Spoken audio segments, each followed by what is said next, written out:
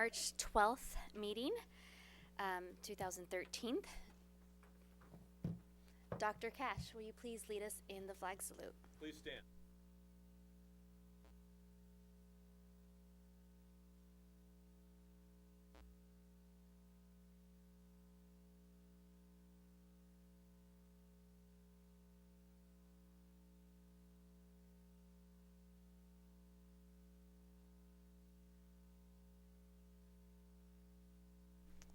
Dr. Cash.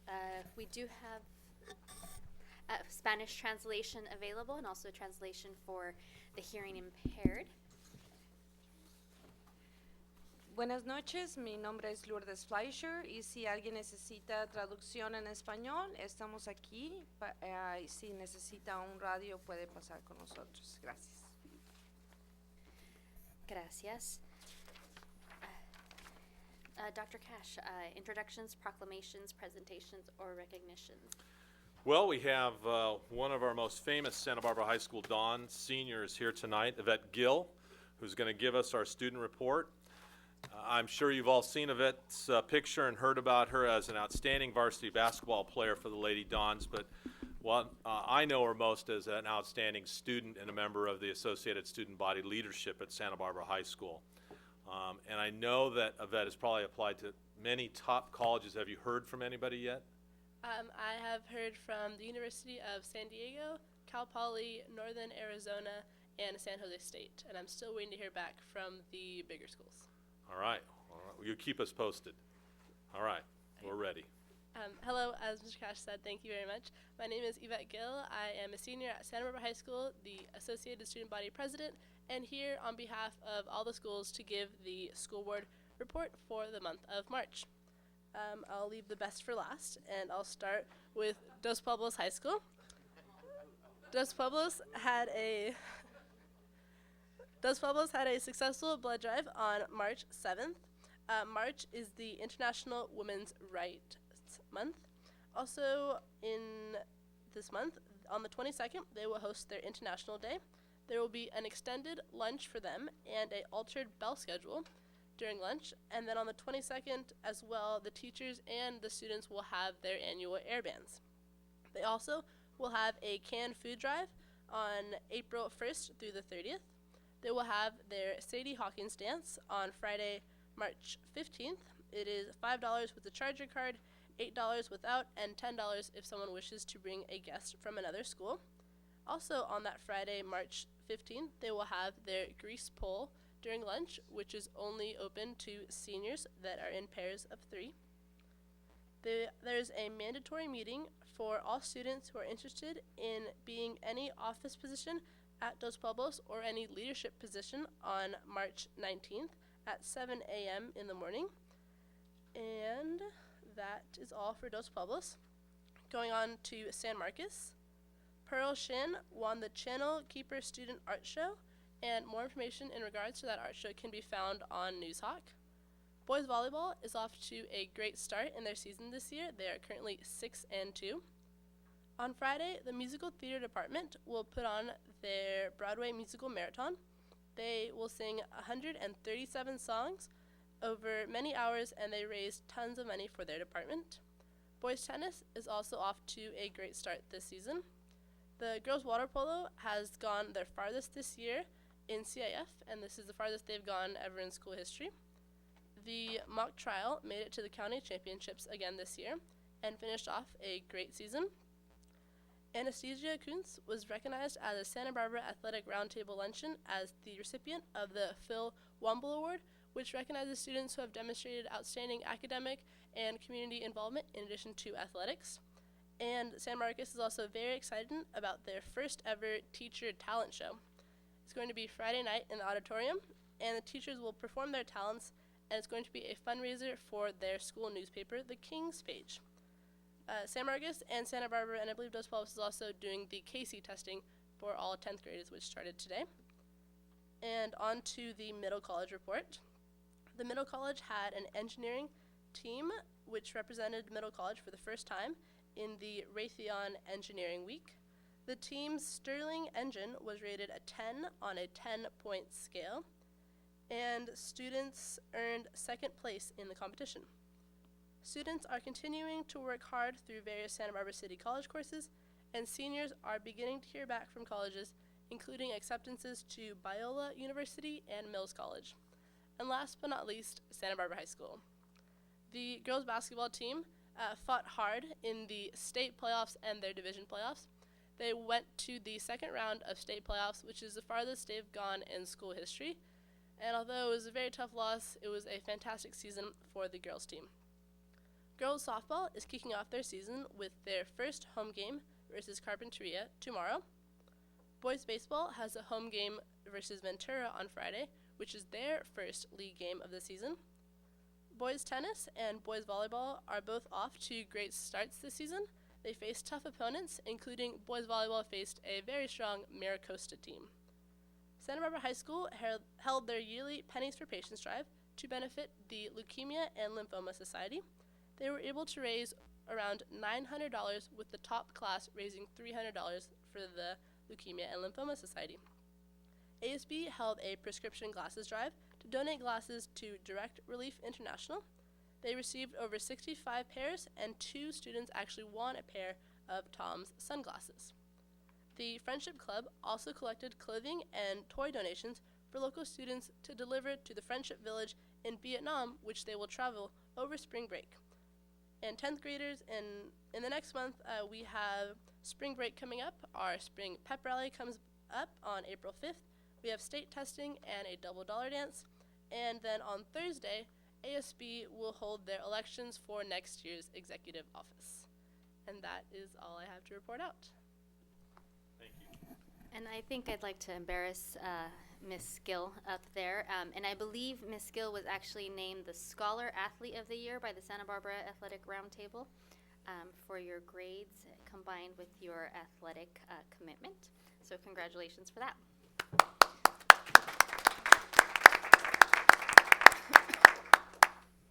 Well, thank you so much for having me. Thank you. See you at Santa Barbara High. As board members are aware, the Santa Barbara County Science Fair took place this past weekend at UCSB. There were over 100 entries throughout Santa Barbara County. I'm about to tell you something that may sound unbelievable, but it is true. There were 44 divisional award winners given throughout Santa Barbara County. That were the total amount of junior high award winners. And of those 44 were won by students in our district. At the junior high level, the Best and Fair, the junior division award, went to La Colina Junior High School's Eveline Maynor. At the high school level, there are 10 divisional award winners, and 3 of the 10 went to San Marcos High School students. 24 entries qualified for the California State Science Fair, and that takes place April 15th and 16th. One of my favorite events of the year occurs this week on Thursday, and that's La Colina Junior High School's Walk Through the Middle Ages. And it takes place at La Colina on Thursday beginning at 9 o'clock in the morning. I'm happy to report it only took the state of California 11 months to provide us with the final Growth Academic Performance Index results from 2012. And so they're in. They were official today. And I'm also happy to report that of our 13 elementary schools, which includes our charter schools, 9 of those schools' academic performance indexes went up, 4 went down. Of our 10 secondary schools, 6 went up, 3 went down, and 1 stayed the same. Very good results. Some schools had a slight decrease in their API, final API, and many, though, had an increase in their final API, so which was great. The public is also in for a treat when they attend our junior high and high school theater performances this spring. I'll be at a couple this weekend. Rehearsals are underway, and we can see Aladdin, The Sound of Music, and The Rules of Comedy, which are all opening this week.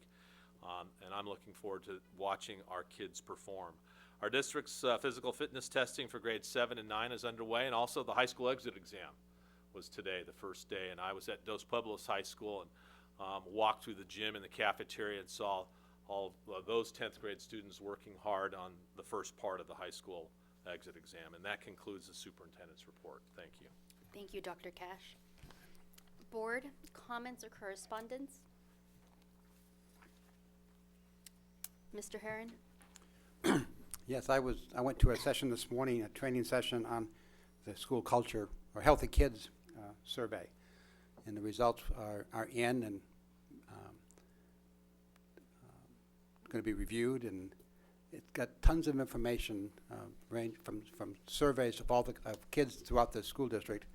And I'm looking forward to looking at the results and analyzing the results and breaking them down by school, hopefully, for my own reasons.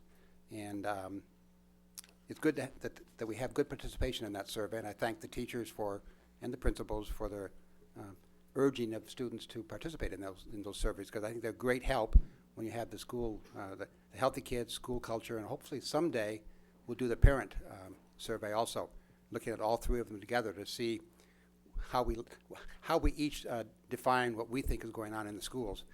But it's tobacco, drugs, bullying, fighting, liquor, weapons. I mean, it covers the gamut of what's going on in our schools, and it's good that all the teachers, all the principals have this information so they can judge their school in comparison to other schools to see what's right, what's wrong, where they need help. So I'm looking forward to Mr. Sumter's review of that and coming back to us hopefully with some type of report in general showing what's going on in our schools. Thank you. And I would just like to add that like so many individuals in our district, including the teachers and our administration, I spent the weekend learning about the Common Core. And I was at Stanford University with amazing researchers from across the country and policymakers from school districts, state senate, state house, and state education from 12 different states in our country. And so I just want all of our teachers to know that as board members, we're also going through this process and learning and trying to identify how we can become better policymakers in relationship to the Common Core.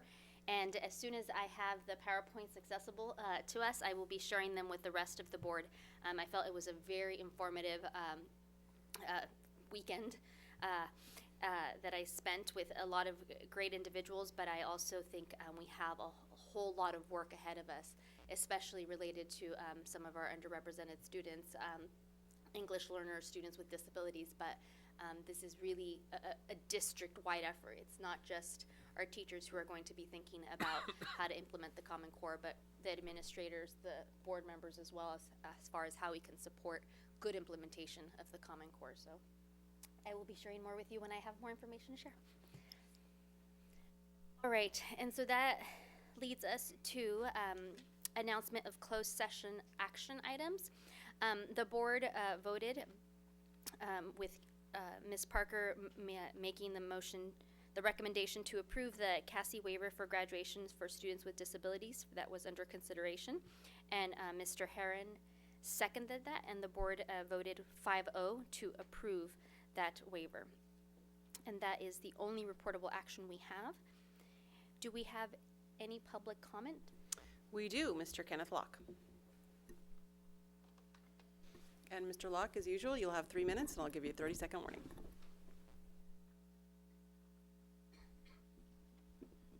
My name is Kenneth Locke. I spoke before the City Council today, and I'm working on my website, and I'm being given kind of like good knowledge that I can pass along to get people kind of on board what I'm doing. I was working on a page on my tennis website. It's called Tennaissance, the Renaissance of Tennis. I was writing about the basis of what a genius is, the genius of tennis. And the idea is that I got into the idea that I'm also the genius of the philosophy of aesthetics through the fine arts, and I'm the author of, say, Finisher, the last of the avant-garde abstract 20th century, spiritual enlightenment, the nature of the spiritual, the metaphysical in painting, and then that actually provides us the means to understand all disciplines in relation to the spiritual or whatever, like tennis also. So I provide the means for knowing that concept. But who I'm claiming to be is the first Renaissance genius. So there actually there actually are people that are being recognized as a Renaissance genius, like Da Vinci, but I'm sorry to say that he's not a Renaissance genius. To be a Renaissance genius, you have to be a genius of at least two disciplines, two or more. And then with the ability to recognize a genius in relation to two disciplines, we can actually understand it in relation to all disciplines. It's kind of a basic equation. And Da Vinci, genius, philosophy of aesthetics through the fine arts. His art that he was doing was a little bit before the Renaissance and this spiritual age that we're going to be entering into. When it comes to genius, now in relation to the philosophy of aesthetics and the fine arts, it turns out that the education that everybody's received in relation to the arts have not been with the understanding of what a genius is. Now this would be, the equivalent would be a Christian who had no knowledge of the Christ. So I'm claiming to be this first genius, again, of the fine arts. And again, education hasn't taught knowledge from the genius's perspective, my perspective I have. And then also when it comes to tennis, 30 seconds. I'm the first genius of tennis. Right now they equate, I say Roger Federer to be the genius. If you go on YouTube and you put genius tennis, you'll find a bunch of Roger Federer videos. I'm sorry to say that Roger Federer is not a genius. And it actually, it just kind of messes things up when we start labeling people as something that they're not. And that's what I'm bringing to the table, is what a Renaissance genius is, what a genius of the fine arts and athletics is. Thank you. Thank you. And that's it for public comment. Thank you, Ms. Parker. We have acceptance of donations. Do we have a motion to approve our donations? Motion to approve acceptance of donation. Thank you, Dr. Bass. I second it. Thank you, Ms. Idelson. All those in favor say aye. Aye. Opposed? All right. So this moves us to the consent agenda. Board members, are there any items you would like to pull from the consent agenda? Ms. Parker? I'd like to pull item F2 just for a separate vote. All right. I'd like to pull E9. All right.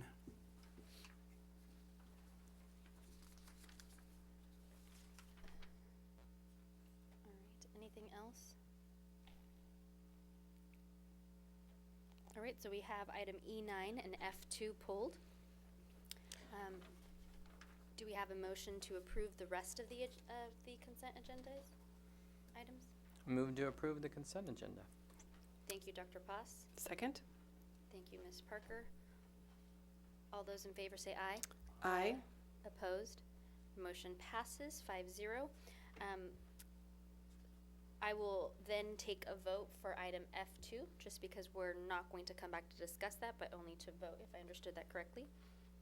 So do we have a motion to approve item F2, which is the approval of notice of certificated management effective end of 2012-13 school year? I move to approve the Thank notice of certificated management effective end of 2012-13. Second. Thank you, Mr. Herron. Any discussion? All those in favor say aye. Aye. Opposed? Any abstentions? I'll abstain. All right, so item F2 passes with 4-0-1, one abstention, 4 ayes. All right, and then we will come back to item E9 at the end of our conference agenda items section. All right, now we are in the action agenda items section of our board meeting. We have positive certification of second interim financial report for fiscal year 2012-2013. Ms. Jate. Thank you. So staff has prepared the fiscal year 2012-13 second interim budget for the board's review and adoption. This is our final budget for 2012-13, so another year down. The second interim budget for the 12-13 fiscal year projects a fund balance in the general fund and meets the Santa Barbara Unified School District's minimum recommended reserve required amount, which is about 3%. All estimates for funding for the second interim have been based on a traditional revenue limit funding model and not the local control funding formula, or LCFF.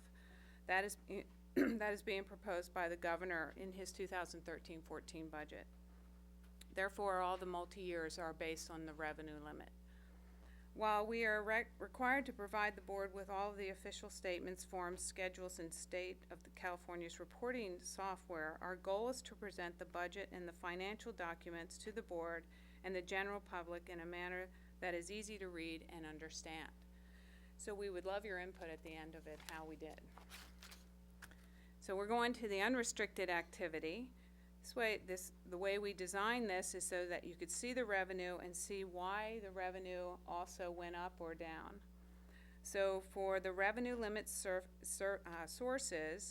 this is the $298,000 is the net effect of a slight increase in state aid and an increase in payment to charter school in lieu of property taxes. Other state revenue is an additional mandated cost reimbursement, and this is from 2012. They lag in reimbursements. And the other increase for the other local revenue is the sale of surplus property and the increase in beginning teacher salary,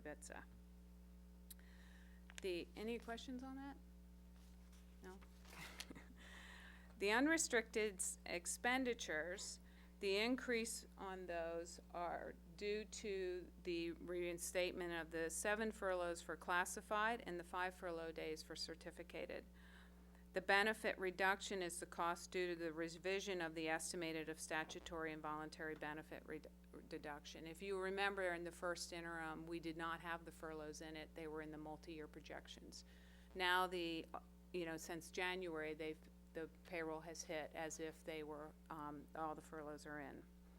Services and operating, the increase is due to utilities that were not fully encumbered at first interim, and therefore the budget was lower and had to be adjusted back up. And then capital outlay, we purchased 3 electric carts for the secondary sites, a new lawnmower, 2 maintenance vehicles, and additional software purchases in IT. The unrestricted other finance and sources and uses, we had a transfer in on the secondary parcel tax back to the general fund. If you remember at the close of 2011-12, and the date's wrong here, it should be 11-12, we had contributed from the general fund $210,000 to cover the parcel tax 9th grade class size reduction, and we didn't realize that they were already being taken out of the general fund, so we doubled it. So we have moved that back.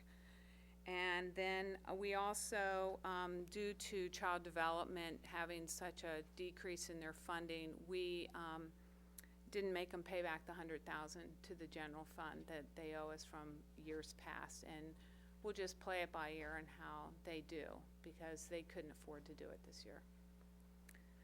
But we have recorded it. The transfers out. At the $100,000, we have moved to Fund 17 to start building and saving for replacements of the turf fields.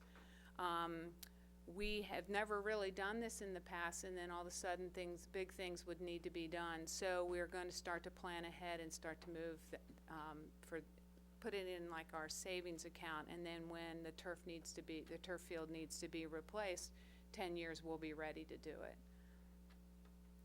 Also, we have the $250,000, that's the Meals for Needy that we collect off the revenue limit, and that goes into the child nutrition services. That's a common, that's a reoccurring transfer out. Our contribution decreased, and we're pleased to say that that was due to some extra SELPA funding that we got this year. So our ending balance is our operating budget is definitely we're deficit spending $942,000, but I really believe that the way we end every year, we usually end a little high because we budget that everybody will spend every dime they've been budgeted, and we know that that doesn't happen, but we can't say it's not going to happen until we know at the end of the year. So we are really hoping that we do not end in an operating deficit. That would be our goal. In that last sentence, right where the cursor is, right below the word not, Yes. I think that should not be there. I think what you're trying to say, we will, Well, it says historically, all funds budgeted are not actually expended to staff, so staff anticipates that Santa Barbara Unified School District will not end the year with a smaller deficit amount, if any. don't you mean it will end the Will. year with a much smaller deficit Yeah. amount? Yeah, will not end the, yeah. Thank you, Mr. I first read that, I thought, why are We you don't saying, wanna- after all these reasons, we're not gonna end? Yeah. Okay. We will not, we are hoping that we do not end the year in an operating deficit. Yeah, historically we won't. Right. So on the unrestricted, we decided to show you how since this is the last year for Measure H and I, we decided to show you the year to year for the senior exemptions and the parcel tax revenues. And this is how it just fluctuates every year. So you can see that in 2012, we had a pretty big jump in senior exemptions. So we can pretty much count on probably those senior exemptions for 13, 14 also. We're going to move on to the restricted side of the budget. Federal fund is it's a slight increase, and that was for Title I revenue. Other state revenue, net effect of a reduction of EIA, they reduced EIA and increased the funding model, or funding from SELPA for special ed. And then the increase was due to the site's local donations. On expenditures, pretty much the same things that were going on were the 7 furloughs in the classified and 5 furloughs for the certificated. Books and supplies decrease as a result of the budget appropriation shift to cover the additional salaries and benefits that when our, like EIA was cut, so we had to reduce some of those expenditures to cover the salaries. Services and operating resulted budget appropriation shift additionally for salaries and benefits. And then the transfer of indirect costs was a lower, again, due to when you decrease the revenue, you have to decrease the expenditures, which decreases our indirect. You can see also here that we are planning to do deficit spend in restricted side, but this is a good thing because we're eating away at the fund balance that was carried over from the prior year. So on the restricted side, you want to budget to 0, and that's almost what we've done, except we do have a small ending fund balance projected of about $367,000.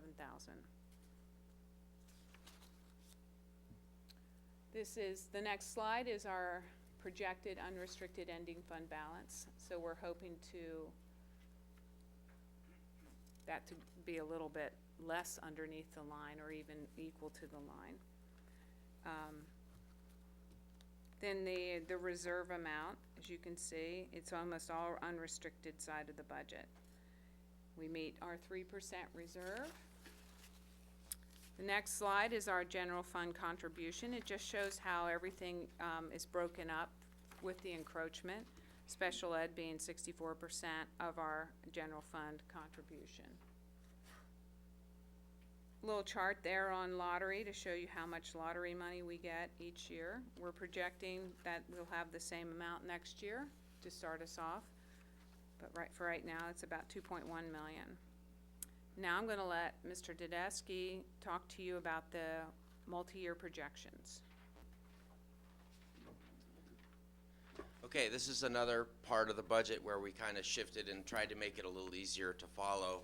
Last time, if you remember, we were flipping back and forth from this page to that page.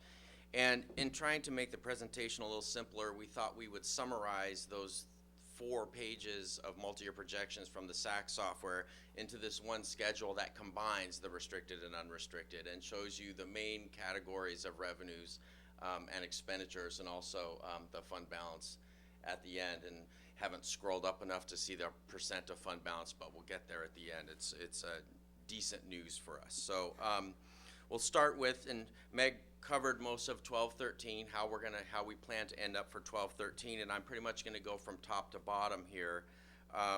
And then the revenue limit sources, we do a revenue limit calculation, and in consulting with our county office of ed, you know, Meg and I had talked about, do we start converting to the local control funding model, or do we stick with the revenue limit? And like Meg said, and they recommended we just project using the revenue limit, the traditional revenue limit calculation. It's the most conservative. We're not sure. There's still some unknowns, and it's not 100% sure that we're going to be implementing that formula. So with the revenue limit sources, we show minor increases just based on our traditional revenue limit calculation into 12, 13, 13, 14, and 14, 15. When we get down into federal revenue, this is where it gets a little interesting. We're showing that we plan to receive over $8 million this year, but due to the federal sequestration that is going to happen, we've projected a reduction of 10% in federal revenues. And in not knowing how that's going to play out moving forward, we considered that a pretty conservative estimate, and that's what we're sticking with for 14-15, keeping it flat going forward, not knowing how much more that will get cut over time.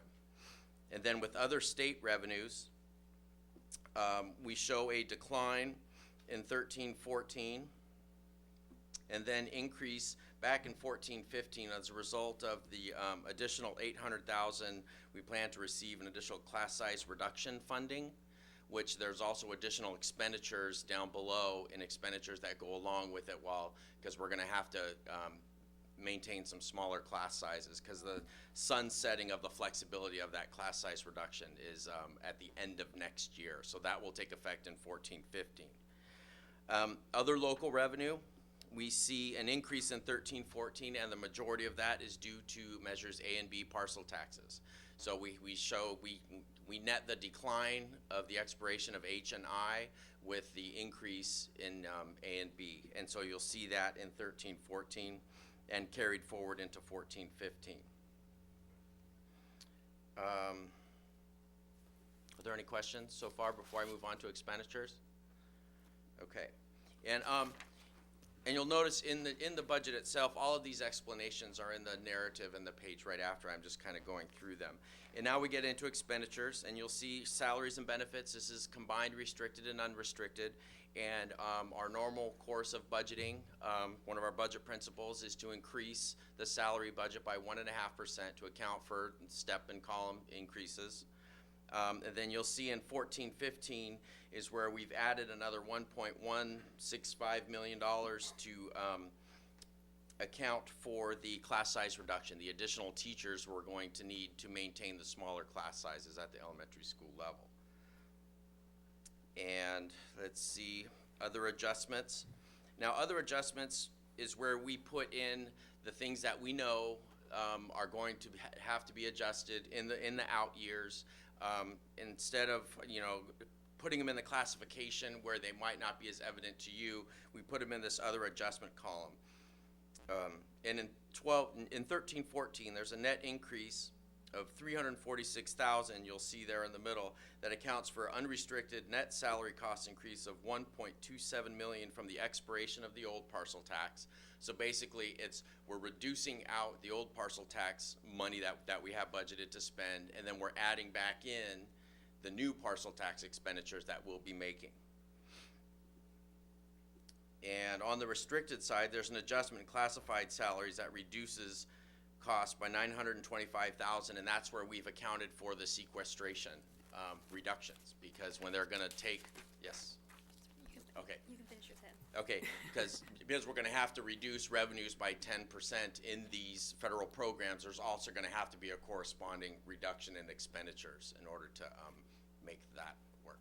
So my question is, what does the sequestration impact specifically in our district? What are the areas? Our federal revenue sources would be Title I, Title II, all the titles, Title II, Title III. Special education is another big area. And so it will impact 10% starting next year, but it's my understanding that some things were impacted now. That's correct. And what was that? Well, we expect it to happen. We have not been told what will happen and how much for this year. Okay.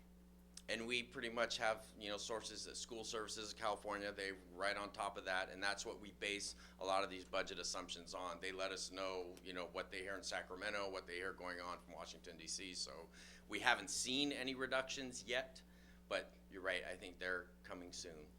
Coming soon.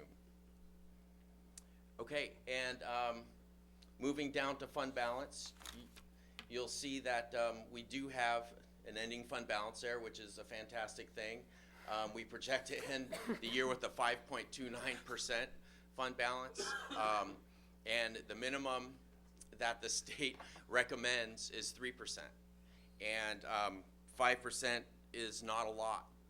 There's a number of districts in the county that do 10 or 15%, but it's a moving target, and so we're above the line, and that's a good thing. And you'll see in 13-14, we plan to end with 4.8%, and then even in 14-15, with all of these reductions and things that we have, we don't have a big amount that we say we're going to have to cut in order to make our reserve. We've got all of the normal things that we've planned for to still make our reserve without having a big amount to make us balance. So that's a good thing. It's as good of a future as we've seen in a number of years. And like I said, from one interim to the next interim to adopted, we don't know. Things change. And so we try to keep up with this and try to present this in a way so you can kind of get a good idea of where we're at.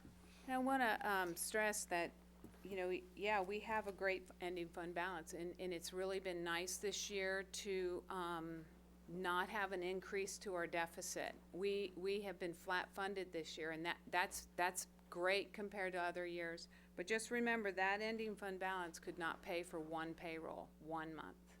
So, just to put it in perspective. Well, and if I'm hearing you correctly, it also sounds like this is a temporary percent because we don't know what's going to happen with local control formula. That's correct. And we also we haven't felt the impact of sequestration. And so this may look different in May. This will It look will look look different. different Yeah, in it looks different There's no every doubt. time we do it. in our adopted budget. You're going to see a completely different budget. So, Especially if they adopt local control funding formula. right, because this isn't, and I think you started your presentation by saying that this does not use the local control formula. Because it's more conservative. The way we did it is more conservative, and there's too many pieces yet to be figured out with the local control funding formula for us to really put a good estimate in there at this point. Okay. And so the good thing about all this is we don't have huge trigger cuts on the table that we're facing that we have to cut. We don't see a lot more extra money coming, but we're also not losing money. And so that's a fantastic thing. So that's I'd have to agree with that. It's been it's been the the glass first. is half full kind of thing, It's the first multi-year projection where you haven't seen huge $5 million decreases in that column. So that's really good. So the next thing on page Can I just 11. Could I make a comment? Sure. Normally, I would react that I don't like deficit. I don't like the deficit numbers, Me neither. but I'm taking you to word that these numbers are basically meaningless at the moment because they're all going to change.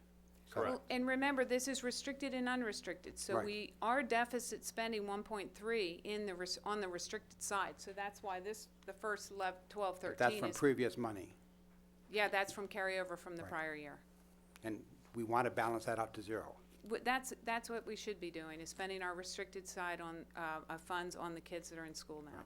And historically, on the unrestricted side, the amount that we currently show will most likely balance out. Yeah, and so that 2 million number is a huge number, but it's not current. It's using past money. Right. Correct, yes. Thank you. And I hate to That's think of exactly this as being completely meaningless. Put a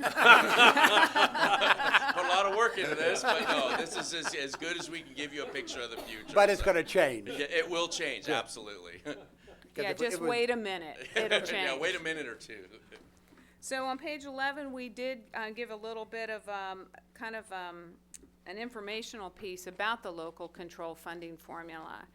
And as I said, the presentation was basically based on the revenue limit and not LCFF, and for the 2 subsequent years. So if anyone has any questions about the local control funding formula, I'll be happy to answer them.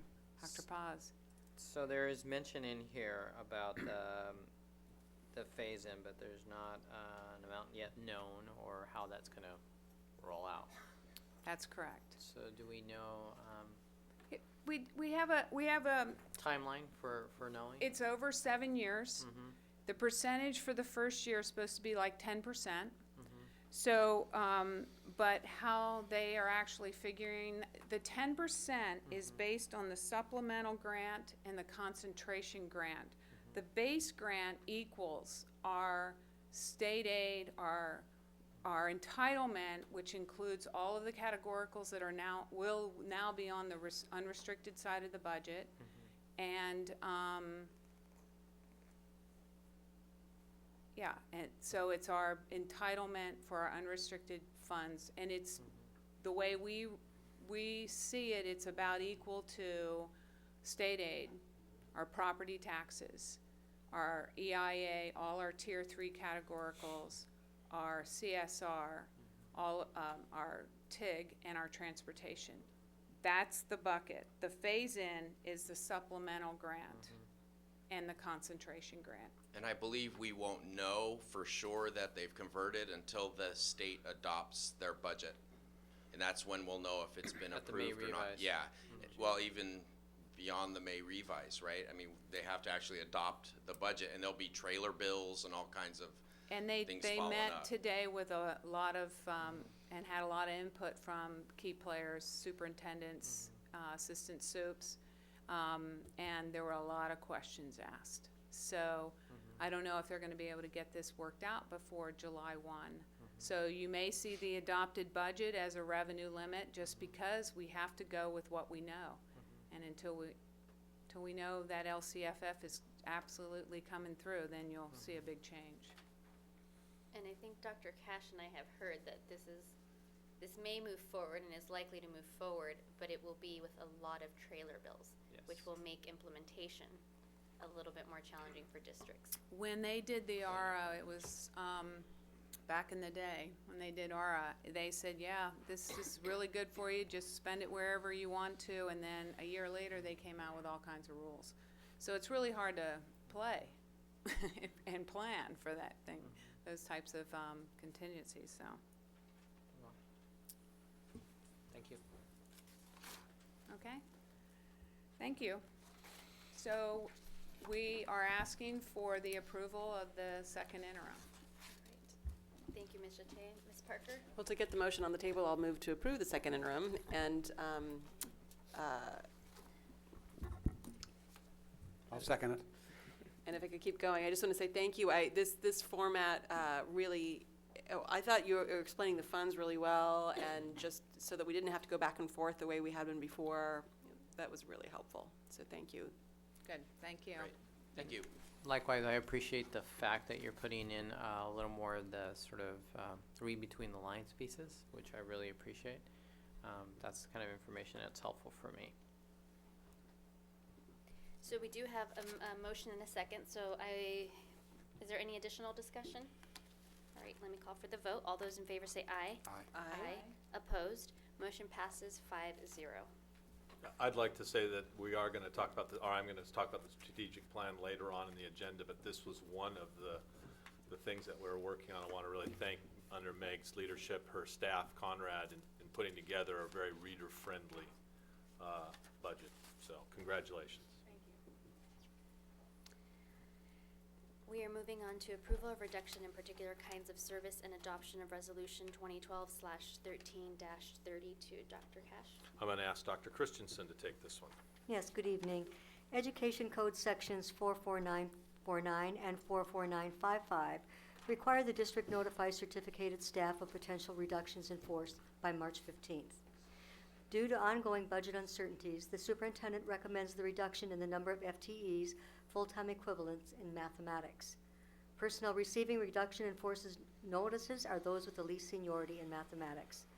Request the board approve resolution 21213-32 to reduce the number of certificated employees due to a reduction in particular kinds of services. Thank you, Dr. Christensen. Board, any comments or questions? I'll just comment that although I don't like to see any of our teachers laid off, this is the least number that I've seen since I've been on the board.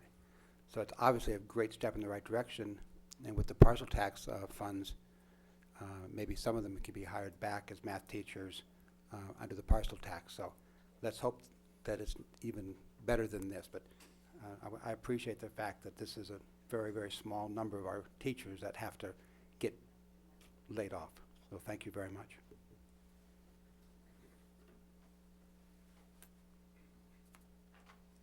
Do we have a motion to approve? I know that this is a really hard one that none of us want to make. I'll make the motion to approve the reduction of particular kinds of services and adoption of Resolution 2012/13-32. Second. All those in favor say aye. Aye. Aye. Opposed, motion passes 5-0. Next, we have approval of facilities use agreement between Santa Barbara Unified School District and the Santa Barbara Education Foundation for the proposed summer school program. Dr. Cash. Thank you very much. I'm going to ask Ms. Jete to speak to this. Thank you.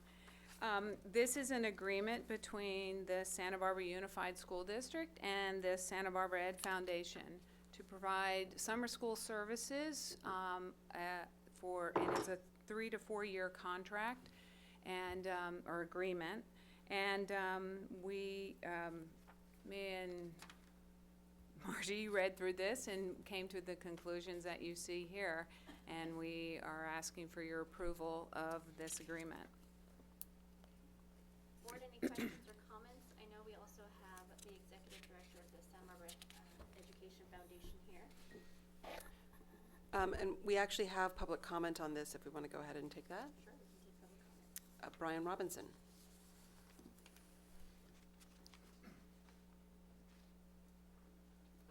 Hi, President Limon, members of the board, thanks. I'm Brian Robinson. I'm a board member on the Santa Barbara Education Foundation, and I just wanted to let you guys know, our president's here, Margie's here, but we're really, really excited about this. I can't think of a better organization to put kids in classrooms over the summer, to put teachers to work. You just had to potentially lace them off. So we're excited, we're committed. We really want to do this, and we thank you for considering it.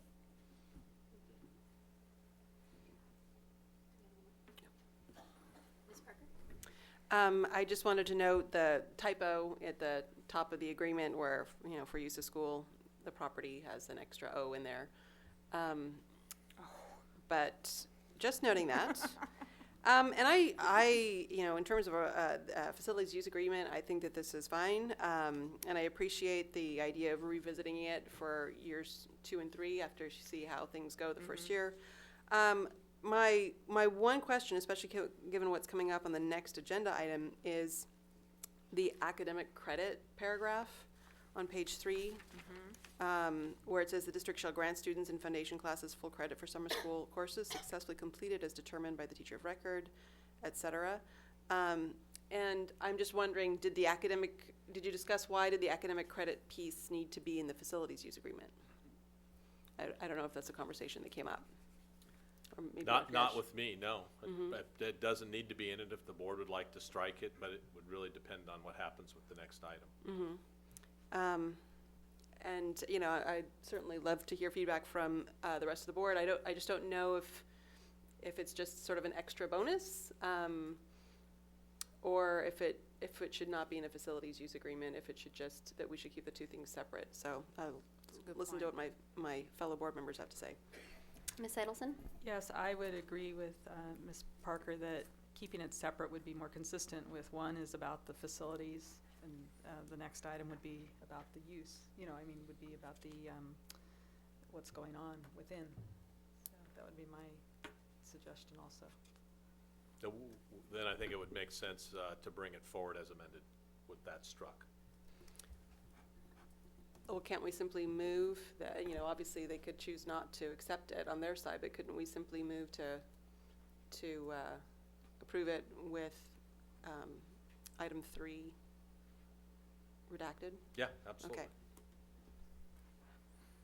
Mr. Herron? Just a point. I'm the liaison to the foundation, as you all know. and I made the conscious decision to not attend the meetings where this was discussed. Basically, I didn't want to have a conflict of interest of knowing the inner workings of this program, because I understand it, that's not our role, is to understand how they're going to do it. So we're giving a lot of faith, but I just want to make sure that it's of record that I have not attended any of their meetings on this topic, and so therefore I do not feel I have a conflict. Great, thank you, Mr. Herron. Dr. Buff? I just want to move for approval of the facilities use agreement with the striking of item 3 between the Santa Barbara Unified School District and the Santa Barbara Education Foundation for the proposed summer school program. I second it. All right. And I would actually like to invite Executive Director Margie Yabi to just say a few words for us and for the public.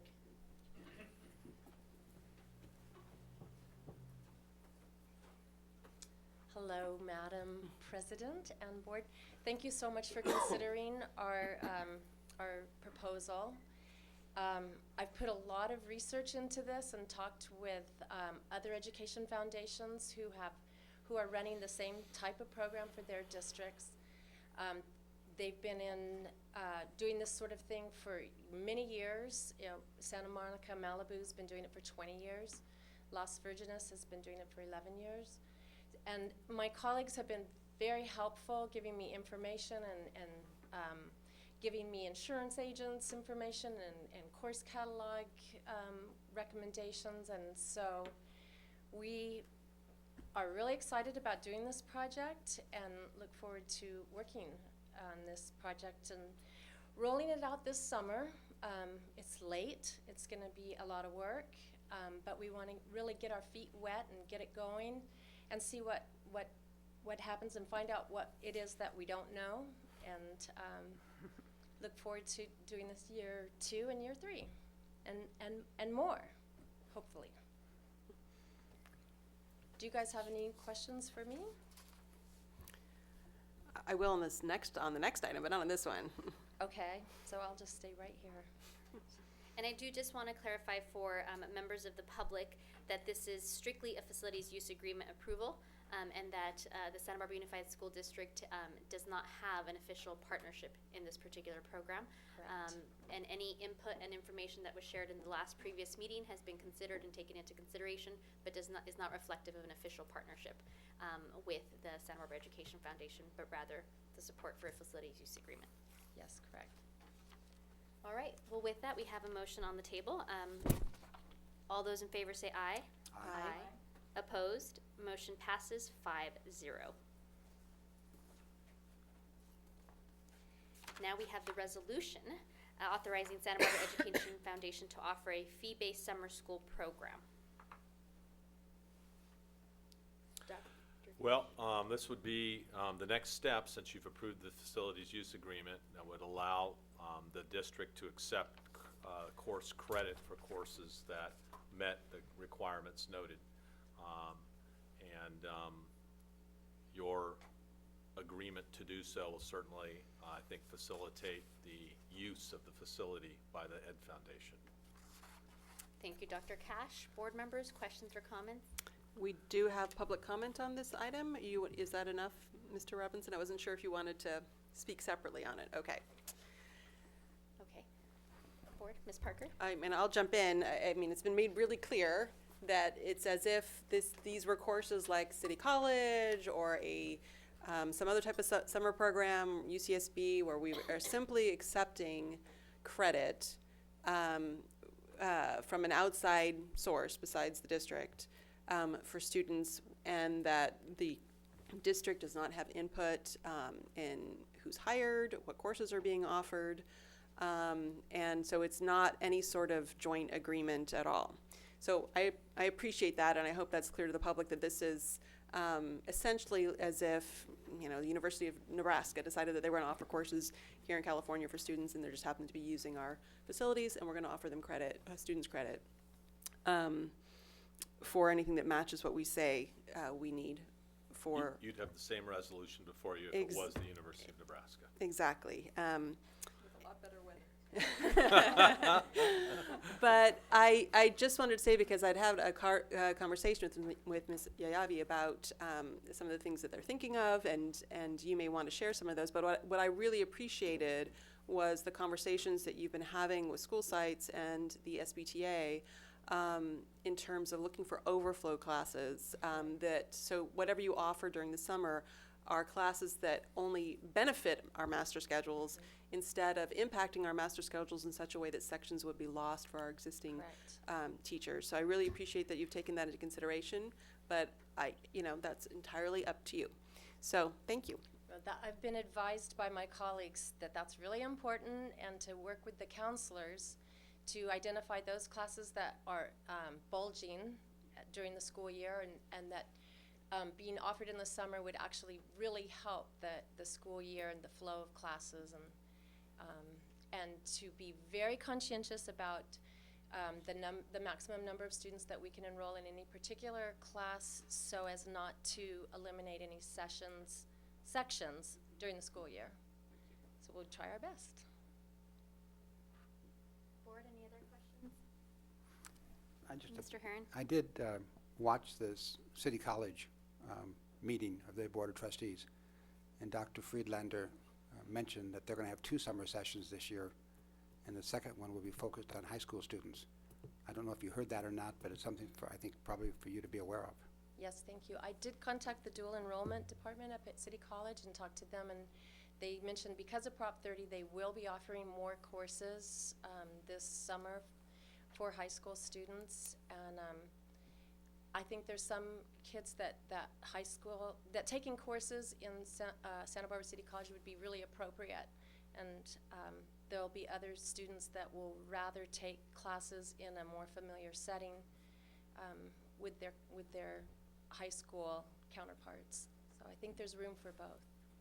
And Ms. Yavi, sorry to put you on the spot, but I think you and I also spoke, and you shared that there's some creative classes that we really wouldn't be able to offer, or not we, but the community college wouldn't be able to offer, because they might be a district-wide approach to, for example, performing arts, something that doesn't happen. Can you just give us an example of a type of class that wouldn't be offered at any other institution, but be real specific to this? Okay, well, some of the performing arts teachers and vocal music are excited about the possibility of bringing the students from the 3 high schools, or 4 or 5 high schools, together and participate in performing arts classes together. And that used to be done many years ago.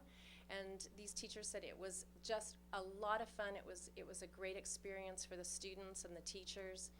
And the teachers' ideas, they're formulating, they're excited about it, the possibility of putting together some performances over the summer, and in particularly vocal music and perhaps performing arts too, with the students from all 5 actually high schools. So that'd be really fun. And then lastly, I know that one of the pieces that came up at our last board meeting was how to provide perhaps scholarships to some, and I understand that the foundation's done additional research and actually considering partnering with other foundations to think about how that would be a possibility. I've met with the foundation and have another meeting that's coming up, and just really trying to work and encourage our nonprofit partners and our community to work with us on this and help us find funding and assist us to get funding so that every child who wants to participate in the program will be able to. So we're working hard on that, actually.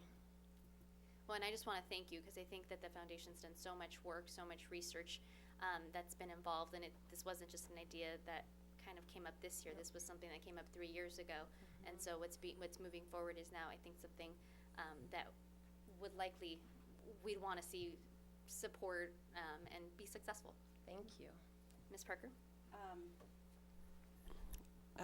Really the last thing, and that is, out of curiosity, where are you planning on holding it this summer? And when are you planning on letting students know that it's coming? I guess you'd sort of do a save the date kind of thing first, before you'd probably know that before you'd know exactly what's being offered. Right, there's a lot of work that's gonna have to go into creating a course catalog now, with the input of teachers and counselors and whatnot, but, as much as we'd like to have this at all 3 high schools, it's just, we need to hunker down and do this right the first year and keep it small and containable.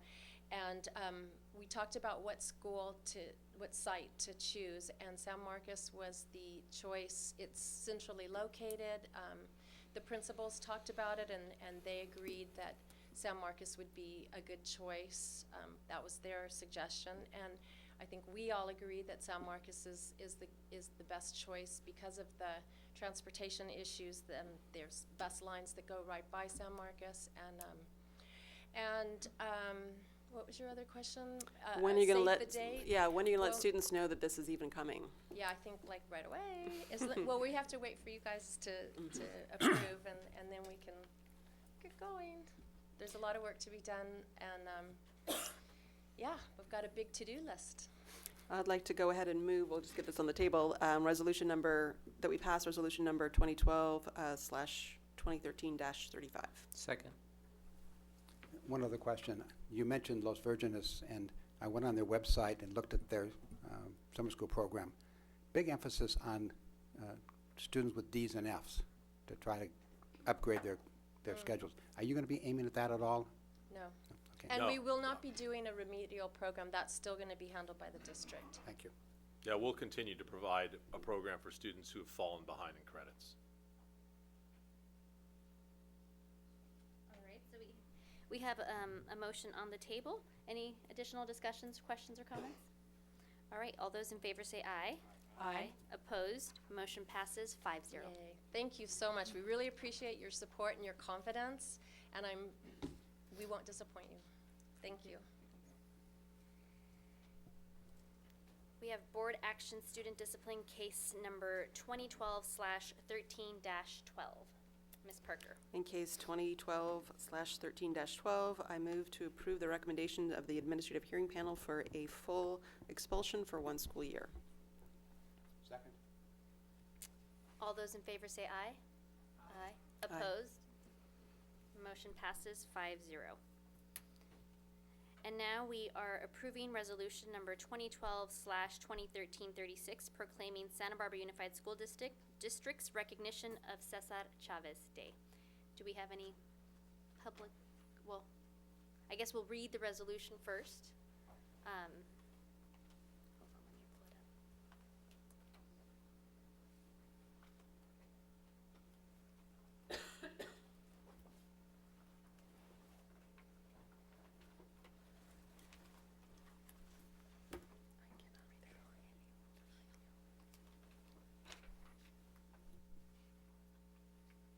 And I'm booted out, so I will just read it from here, if that's okay. Whereas in recognition that as a child who worked in the field, Cesar Chavez attended 37 schools before graduating from 8th grade, and in order to help support his family, he had to drop out of school and become a migrant farm worker, enduring a life of hard work and low wages. Whereas as an adult, Cesar Chavez worked as an advocate for nonviolence and empowerment through voter registration. Whereas as a leader of the United Farm Workers, Cesar Chavez worked diligently to pass the landmark California Agriculture Labor Relations Act, which was signed into law in 1975. The act was the first in the nation to give farm workers the right to seek union representation and bargain collectively within the framework of state law. Whereas, determined to make the world a better place than he found it, Cesar Chavez demonstrated that one person can make a difference and believed that the end of all education should surely be service to others.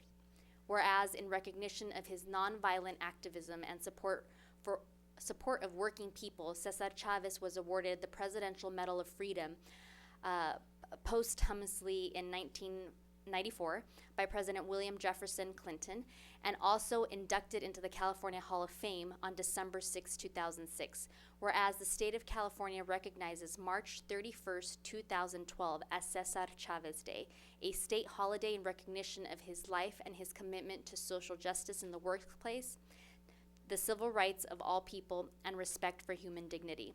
Now, therefore, Be it resolved that the Santa Barbara Unified School District Board of Education believes that Cesar Chavez Day provides a powerful reminder to students and staff that service to others honors the legacy of one of California's prominent civil rights leaders. Let it also be resolved that the Santa Barbara Unified School District Board of Education calls on every teacher in our district to honor Cesar Chavez's enduring legacy on March 31st or an alternative March school day or days identified by the superintendent or designee by providing students with grade appropriate lessons and other activities such as those provided in the model K-12 curriculum available on the California Department of Education website. So this is exciting. We did this last year. I appreciate the community support, and I do believe we have public comment. We do. Rogelio Trujillo. Drink some water.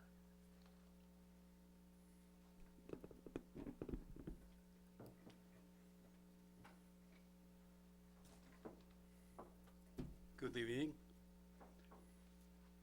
I did came last year to ask you for this resolution. I also asked you to include some kind of academia into the schoolroom. You know, Cesar Chavez being one of the 4 heroes of peace and justice of the world, along with Martin Luther King, Gandhi, and Sister Teresa de Calcutta. There's one thing missing, I think, on the resolution. Sometime this past year, Obama declared his burial site a national monument. Cesar Chavez burial site is a national monument since the middle of last year. I don't remember the date. So I'd like to see also that item included in your resolution as honoring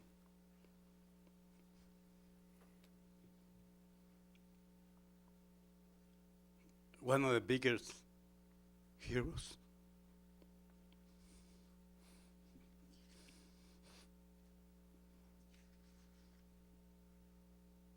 Of peace and justice of the world. Thank you. Thank you. Board, any comments or? Dr. I'd like to Ross? move to approve resolution number 2012-2013-36-36. I actually had the opportunity to meet Cesar Chavez when I was undergrad at UCSB, which I still remember vividly when he was in the room, very much about that distance from me. And so I would be honored to actually have this passed and see it happen in our school district and participate in it. If we've done it in the past, it's great. Well, let's continue. I'll second the motion. Great, thank you. Ms. Parker? And just a quick question. We're on spring break on the 31st and back on April 1st. Is the superintendent going to be recommending that teachers honor Cesar Chavez before spring break or after spring break? What are the date? The week times? prior to spring break. Spring break, okay, thank you. Great, and this is also, I think, a great moment for so many of us who have had family members work in the field and who have had family members who marched for the rights. So I am glad that this is coming to us again. Thank you, Dr. Cash, for encouraging our teachers to make mention of this really important statewide holiday. And I think that I will work with Ms. Kiani on the recommendations that have been made to include. I actually was not aware that our President Obama had made his burial site a national monument. So we will work to make those modifications. And we have a motion on the table, and I think we'll all proudly take the vote now. All those in favor say aye. Aye. Opposed? Motion passes unanimously. Thank you.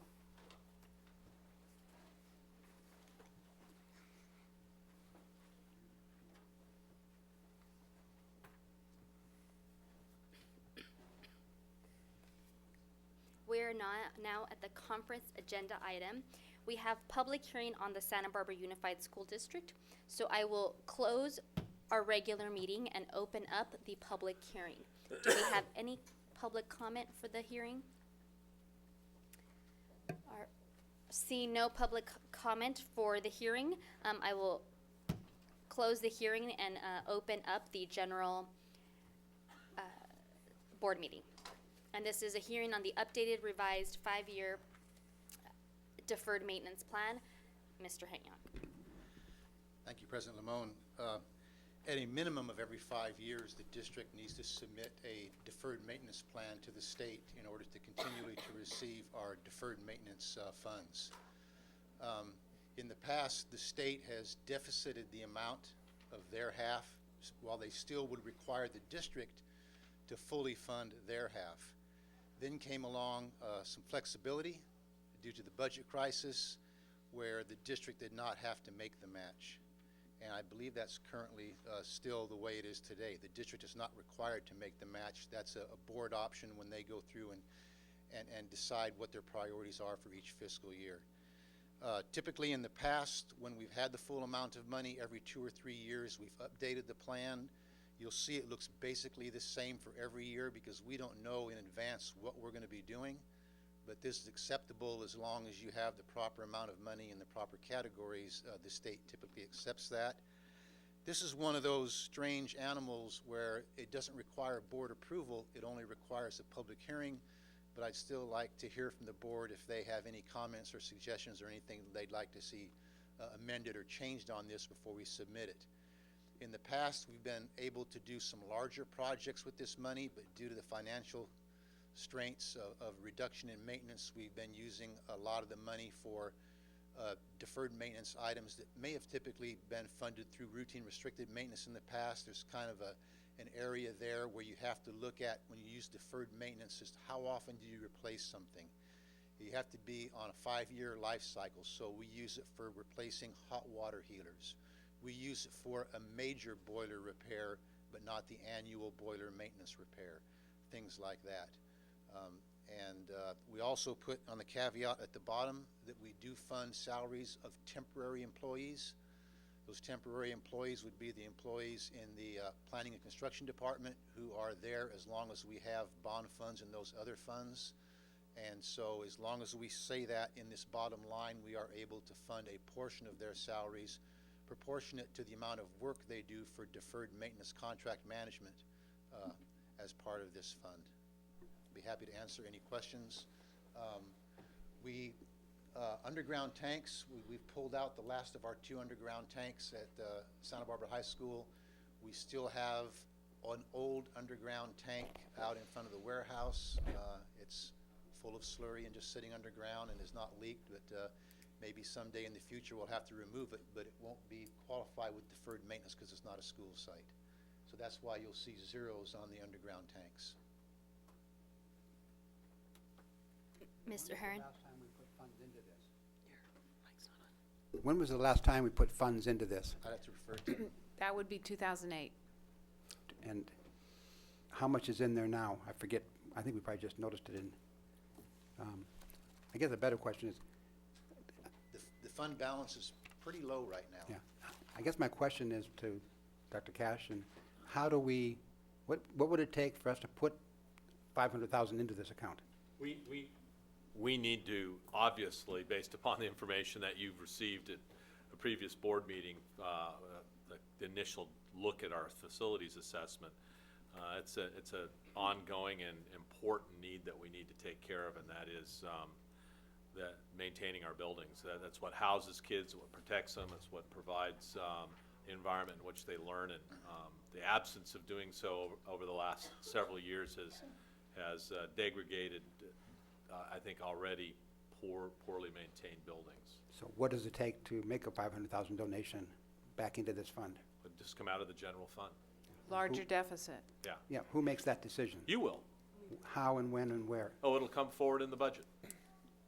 Well, what we plan, Dr. Cash and I have talked about is that if we do LCFF, we will have to have some sort of discussion because everything moves to the unrestricted side. So you will be making the decisions on what you want to fund in the next couple of years.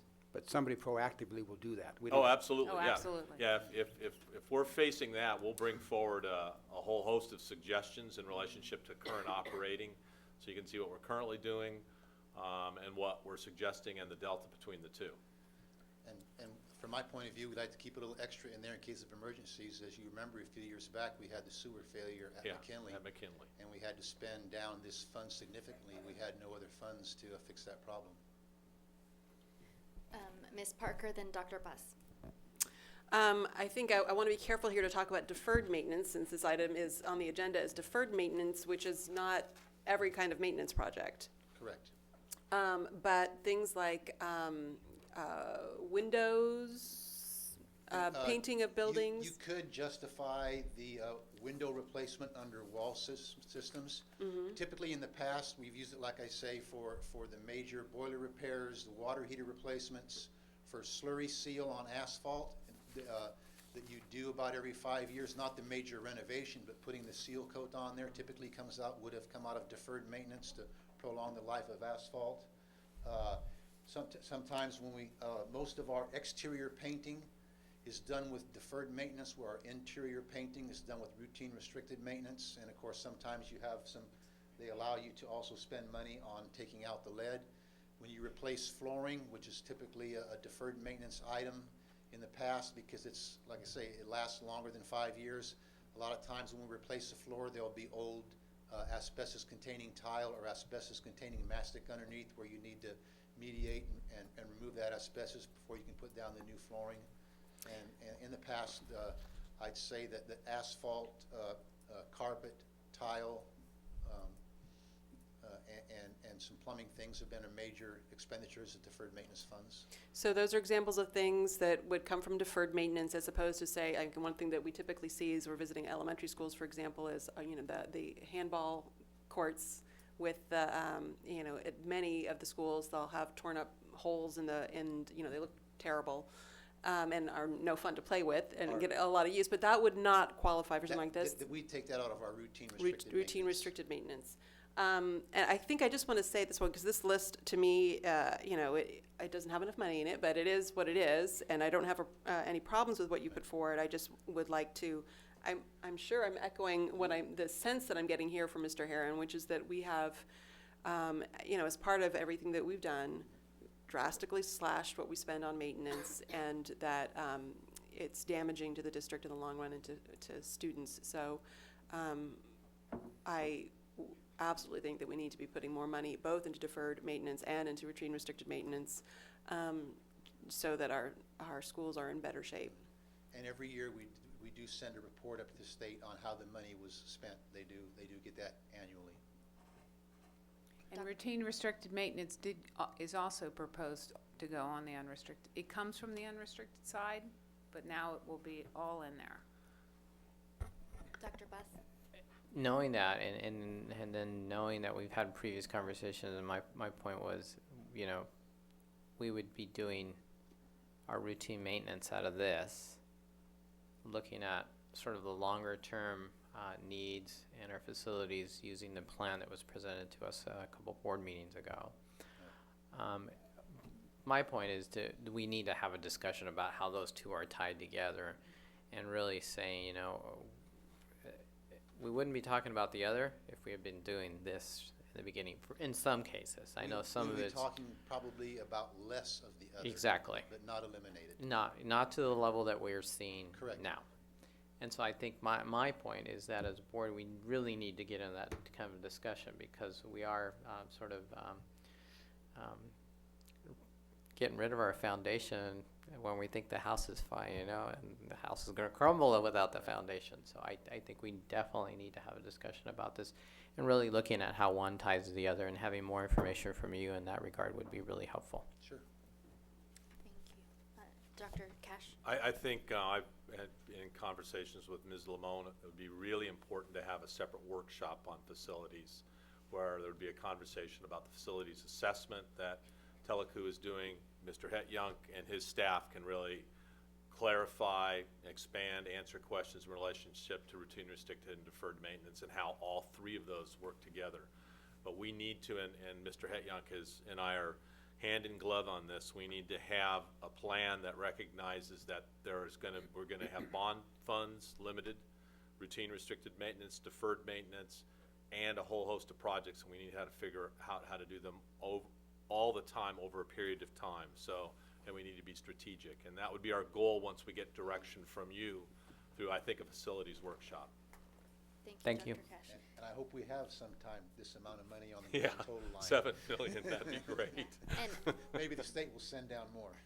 And I'd just also like to echo what's been shared or said by other colleagues, that I think it's really important that we think about how to allocate resources, because I know that when I'm out in the public, I have students, parents, teachers, staff members, and community members at large commenting on the quality of our facilities and maintenance. And so it's something that you visually walk on and you see the holes, you see the dents, you see stuff that we'd really like to see changed. And I think it really does impact the climate and quality of education for students. And I've said this, I've shared this story before, but I visited one particular school, third grade classroom, and I just said, what's the one thing you'd like to see? Never expecting that they would say, I would like a cleaner campus. I would like a campus that looked different. And out of everything that they could have had, I thought, they might go for the pool.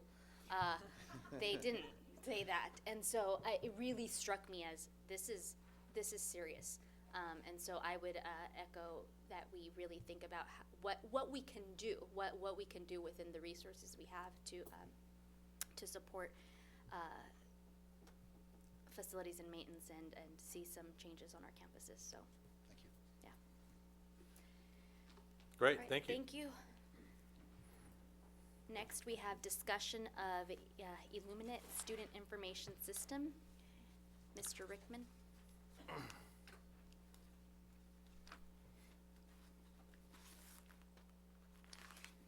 Good evening. I'm here to discuss a little bit or inform you about some research we've been doing about possibly moving to a new student information system. We currently use something called ARIES that we've used for approximately the past 10 years. And we also use a data and assessment piece called EduSoft, which is a separate company. And what we're beginning to investigate is moving to a system that would allow us to do both the data assessment piece and the student information piece in one system, giving teachers and counselors and other stakeholders information to all student data from one location. Currently what we use right now, the student information system, ARIES, is also very important for our funding because all of our reporting, our CalPADS reporting, comes out of it. In order to get data out of ARIES, it's very archaic. You have to know how to write queries in a query language, where and this is true for teachers or counselors, more counselors who are trying to get information out of ARIES as well. This new Illuminate system is amazing. It's all based on plain language queries. So if you want, for instance, all 10th grade students who got an F in English, you just write that as a sentence and you get all the students. It's actually quite an amazing system. And the other piece of it, the EduSoft piece, it will allow our teachers to do some really amazing things and very easily compared to how they do it now. There's been a lot of work done in EduSoft. I don't know if you guys are familiar with EduSoft at all, but our teachers use it primarily in the elementary schools to do common and benchmark assessments, and they've done great work with that. All of that data would transfer over into an Illuminate system if we decided to go that way, so none of that would be lost. But their ability to access that data will be enhanced by moving to a new system. A couple other things that I want to point out is that currently right now we host ARIES. We have servers in our basement that host that are dying, they're aging. So we're at a point where we have to make a decision, are we going to upgrade our servers or look at something that's hosted, and Illuminate is a hosted system. In the documents I provided to you, we did 2 demos, and I did surveys following those demos, and the system got rave reviews, which actually I've never seen before. So many people make comments like, "What are we waiting for? This is a no-brainer." You know, generally there's a few, or more than a few, really outspoken folks about not making a move because it will make their jobs tougher, and we certainly don't want to do that. Teachers, counselors work hard enough. But overwhelmingly, if you look at that information, people are in favor of moving to something like this. And so I just wanted to inform you about what we're doing, what we're looking at, and get questions from you that might guide me as we move forward in this process. Thank you, Mr. Rickman. Do we want to Well, take we have public comment, so I thought we might want to take that first. We'll take public comment and then Dr. Buss. All right, Lane Wheeler. Thank you. Lane Wheeler, President of Santa Barbara Teachers Association. I had an opportunity to attend one of the Illuminate meetings that Mr. Rickman brought here, and I have to say I was very pleasantly pleased with the presentation. It seemed to address a lot of the issues that are commonly referred to as problem issues. The issue that Todd brought to you today about the dying servers. I often go to sites and I'm greeted with, well, Aries is down again today, we can't get our attendance, we can't do this, we can't get to grades. It's often akin to living in a third world country with spotty service. So I think anything that can be done that way. I've come to you a number of times, asked for things to come off the plate of teachers. While this is really not a come off the plate, I do look at this as a system that may address some of the deficits of the existing system and may simplify the overall record keeping and make it a much more user-friendly teacher tool. So based on the first presentation that I saw, I'm pleasantly pleased. I haven't had a chance to talk to the teachers who were surveyed, but the people that I talked with at that meeting were I think, very favorably impressed. When I worked at Raytheon, we used to send out product, and we always would send an engineer and a technician with them at the early inception of their implementation into the field, which is one way to get the job done, but it's an expensive way.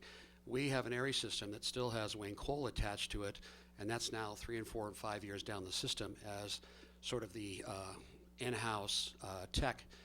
I'm not sure that that's a system that we really want to perpetuate in terms of that, so I would encourage you to consider this wisely, and I think Todd's done a great job on bringing forward a system that looks like it'll work. Thank you. Thank you. So questions that any of you might have? Dr. Buss. One, I'd love to see a demonstration myself. Okay. I think that would be great. I have used Aries in the past, and I find it really challenging. That's not so much necessarily because of the query part, but because I think it's just lacking in terms of trying to get the data out, which is your point.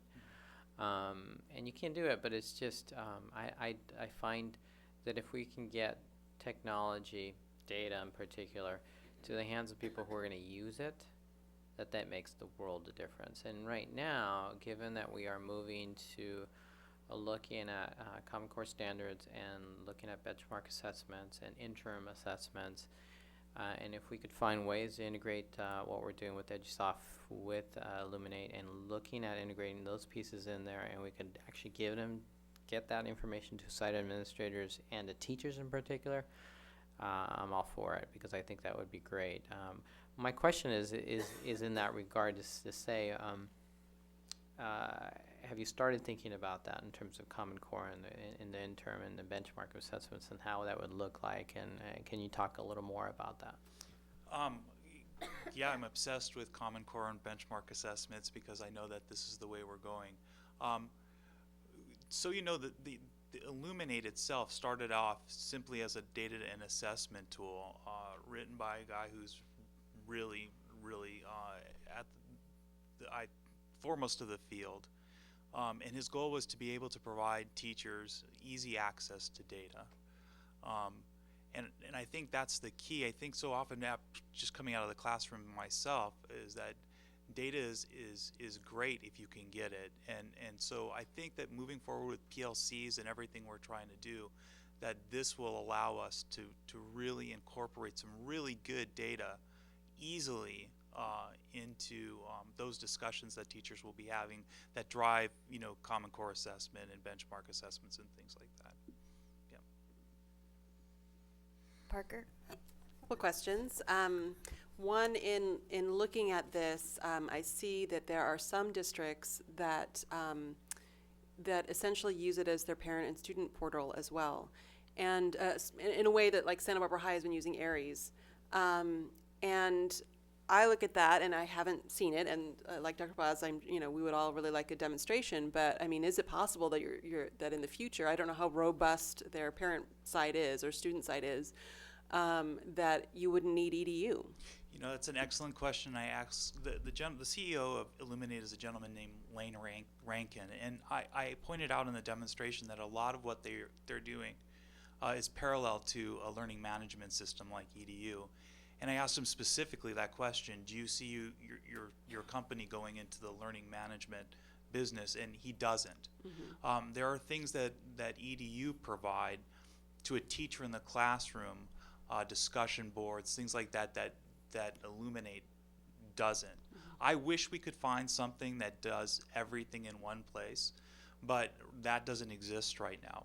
The good news, though, is that we can tie Illuminate to EDU.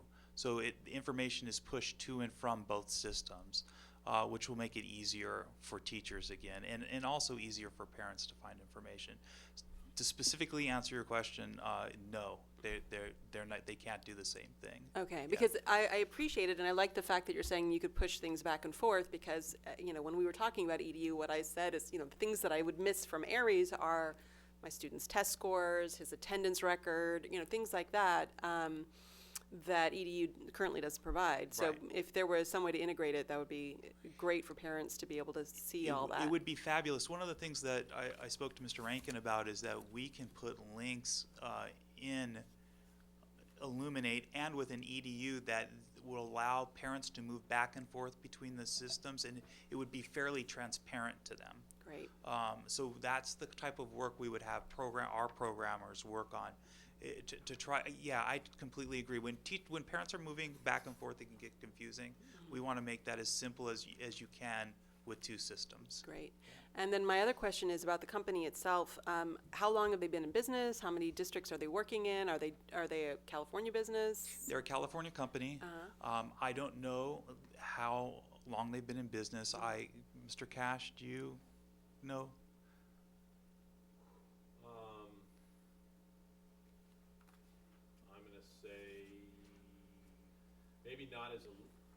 Maybe not as Illuminate, that product, but the gentleman that Mr. Rickman speaks of has been essentially doing that since, I believe, the late 90s. Okay. And they have multiple school districts. I can get you exact numbers, but multiple school districts that we've contacted that are really happy That would with be the my. product. I yeah. would like to have without them as the conduit, I would love there to be a direct feedback from districts that have made a transition, particularly if they've made a transition from Aries. And I mean, I've sat with administrators as they're trying to write those queries. Yes. Yes. It is so complicated. I mean, it was sort of giving me computer science flashbacks from the 1980s. So I think it would be great if there were just like a natural language search ability. That would be terrific in and of itself, but I recognize there are probably strengths and weaknesses to both. But it would be really illuminating to have to have a discussion with a district that had moved from Aries to Illuminate. I will get that information for you. Thank you. Dr. Buss? You mentioned one of the benefits of moving to this is,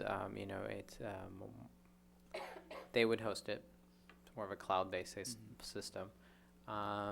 What have they spoken about in terms of redundancy, in terms of backup and HOF, and they're going to do that just to make sure that we, in fact, are okay with our data once it goes in? So what these companies do is they rent server space in these huge server farms that are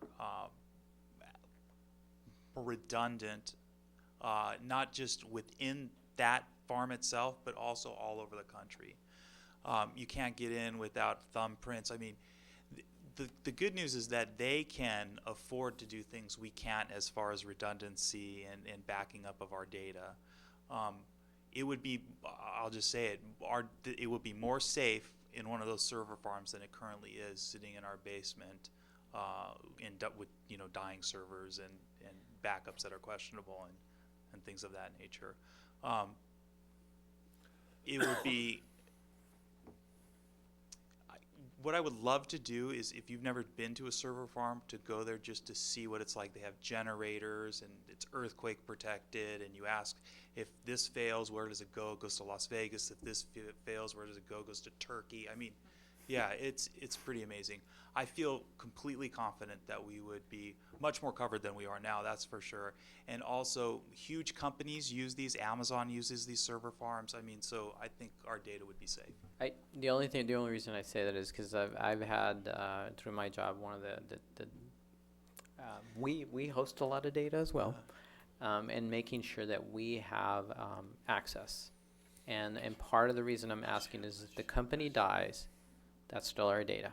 Absolutely. And so we have to make sure that we have the ability to access it, regardless of whether that company goes out of business in 1 year, 2 years, 5 years. Never. We still have the ability. So I want to make sure we address that. That's an excellent point, and I will ask those questions and get specific answers. Mr. Herron? Can you comment on your thoughts on how this would take place, over what period of time? I'm sorry? How will you implement this, over what period of time? We have so much on our plate now with core standards. Another learning experience for our teachers and staffs. And I appreciate Mr. Wheeler's comments, but I'm just curious, how do you think this will be implemented?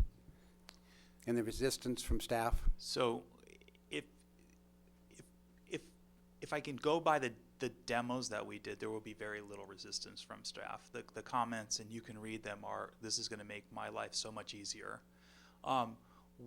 In the proposal we have set aside money for several training days that we would provide to staff members on both the student information. Keep in mind there's two components, the student information piece and the data and assessment piece.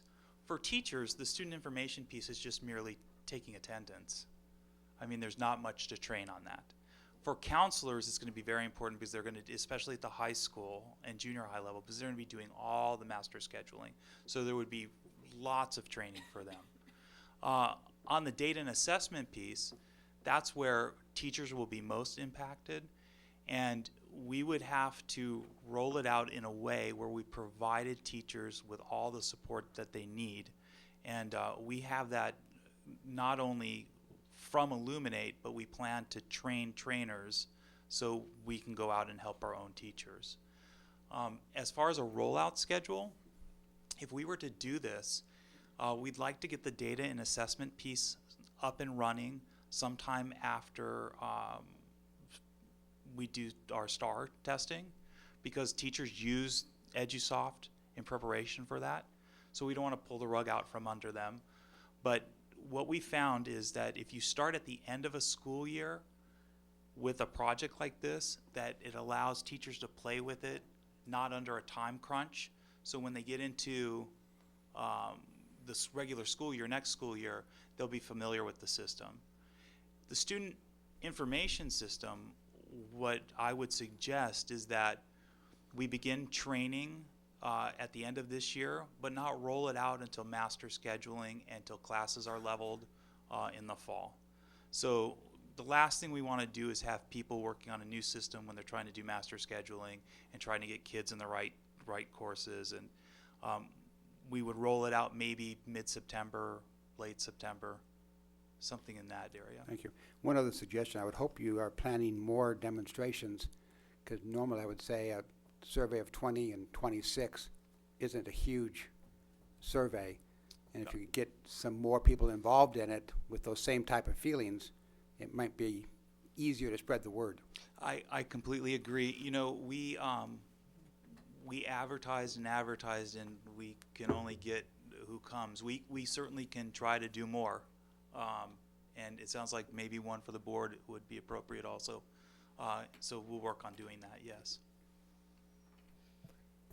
All right, and I will echo the presentation to the board. I think the EDU presentation you did was actually really helpful, especially as we hear back feedback, whether it works or if someone has a concern. It's so useful for the board to see what exactly folks are talking about. And I just want to clarify, it sounds like this is a direction that's needed, not just desired, correct? Based Yes. on what you've said about I would areas, say like yes, we need to move yes, in this. and also I want to point out at a substantial cost savings per year once we eventually get there. It pays for itself. The implementation pays for itself after the first year, and then it's approximately, I think, a $35,000 savings per year after that. So a better system for less. It'll also help facilitate, if you'll recall, our 4-quarter plan. The fourth quarter is assessment. And so as we're moving through our phases of our 4-quarter plan, we will need this. It'll either be this if we don't have this, and I'm counting on us having this because it's much more robust, as part of developing the assessments that our teachers will be creating that'll be the common assessments. And one other thing that I think is important that Mr. Rickman did not mention, the founder, I always call him Lane Wheeler, his name's Lane Rankin. He does. Was a teacher for many, many years, and everything he does, if you talk to him, is all based around the perspective of what's the best thing for a teacher in a classroom. Can I add something to that? Actually, something that was very impressive to people that came to the demonstration is that he shared that when they were writing the scheduling piece, the master scheduling piece, he sent all of his programmers to a master scheduling conference, to a training on how to do master scheduling. So they went through the same training that counselors and head counselors go, so they could see exactly what they face, what a counselor faces when they're trying to put a master schedule together. So just piggybacking on what Dr. Gash says, everything is from a teacher's perspective, and I think that's what makes them such a unique and cool company. They're a really neat company. More to come. Thank you. Thank you, Mr. Rickman. Dr. Cash, I believe you're giving us an update on the strategic plan. Right. And what I thought would be a good idea to do, since we don't have any documents to share, is to, again, kind of give you some more specific information on the timeline we're working on, because it's going to be really quickly that you'll actually be seeing products that will be coming to you for discussion and approval related to the activities identified in the strategic plan. So I just want to go over them briefly, just not the entire rest of the calendar year, but some of the things we'll be working on over the next several months. You will have at the April 23rd board meeting our professional learning plan, which will be a 3-year plan for classified, certificated, and management professional learning. The plan is just about done, and it will then go through the process of receiving input from our principals, assistant principals, the teacher leaders that are currently working in the Common Core implementation plan, classified staff, and management. On the May 14th board meeting, Dr. Christensen is going to be presenting for discussion a new human resources plan for recruitment, hiring, and retainment of classified and certificated staff. On the April 23rd board meeting, you're also going to hear from Ms. Chate, the new streamlined process that she and her staff have created that will, we believe, really create a lot greater opportunity for community use of our schools. And along with that will be an evaluation system that I will be working on that will allow us to know whether the streamlined process is actually working. At the second board meeting in May, you will have the professional learning communities process, though if you're careful and you read Mr. Fassman's piece in The Independent, you'll probably learn a lot about the professional learning communities prior to that board meeting. But we will be making a formal presentation, and part of that, depending upon what else is on the agenda, may include actually having you go through a PLC process. So as a board, you can see how the team might work. On the June 11th, 2013 board meeting will be the presentation of our Visual and Performing Arts Strategic Plan. It's been 18 months in the making. Huge group of stakeholders. Anna Pilhofer has chaired that. Dr. Drotti has facilitated the conversations, and I know that they're very close to wrapping up their draft of the VAPA strategic plan. And at the June 25th, 2013 board meeting, Helen Rodriguez will present the professional learning plans that will be specifically designed for our special education teachers and staff. And she'll also be providing our assistive technology plan for discussion as well. Then throughout the summer, you will be updated on the FICMAT technology action plan, parent-family engagement strategies that we're looking forward to having our schools, our institutes of higher education with their teacher education programs, plans. I had a very, very, very fruitful conversation with Chapman, which is now Brandman University, I think since the beginning of the year, about their teacher education program and its connection to our K-12 environment. You'll also have an assessment of our policies regarding diversity and demographics related to our attendance boundaries. And Ms. Kiani and I, along with a consultant that we hired, will be bringing forward our communications assessment and a tentative communications plan. That will be clearly emphasizing not just our monolingual English parent populations, but our Spanish-speaking parents as well. So there's a brief glimpse into what awaits you. So from this point forward, it won't be me talking, it'll be products that you'll actually see that will be coming forward for your input. Thank you, Dr. Cash. Board comments or questions?